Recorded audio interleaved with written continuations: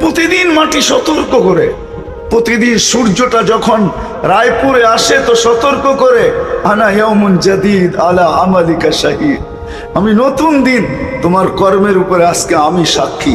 ফাক্তানিম, সুবর্ণ সুযোগ মনে করো, লান আউদ ফি হায়াতিক আবাদা, হতে পারে কোনোদিন আর তুমি আমাকে উঠতে নাও দেখতে পারো।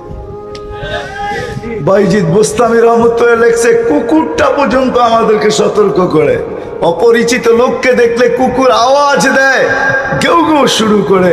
আসলে ও ঘেউ ঘেউ করে না, ও বলে ইবনা আদম আনকিস নাফসাকা মিন গাযাবিল জাব্বার, ও মানুষ তোর নিয়ত যদি ভালো থাকে তো ভালো, আর যদি নিয়ত খারাপ হয় তাহলে শুনে রাখ আল্লাহর গজব কিন্তু আসবে, তুই সইতে পারবি না। কুকুর পর্যন্ত সতর্ক করে আমাদের। বিদায় বলেন, আসল জায়গায় চলে আসলাম, ছিলাম না, অচিরেই থাকবো না, শূন্য দুনিয়া শূন্য হবে। বলেন আজ পর্যন্ত আমরা যুবক বলো, বৃদ্ধ বলো, নারী বলো, পুরুষ বলো, যে আমার জীবনে আমি কতটুকু সময় এই কথা বসে ভাবছি যে আমি তো যে কোনো মুহূর্তে চলে যেতে পারি, কিন্তু আমি প্রস্তুত কতটুকু?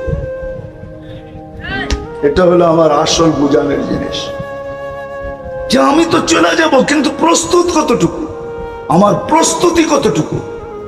ওইখানে চলবে কি দুনিয়ার কোনো পরিচয়? আমি আমার চোখে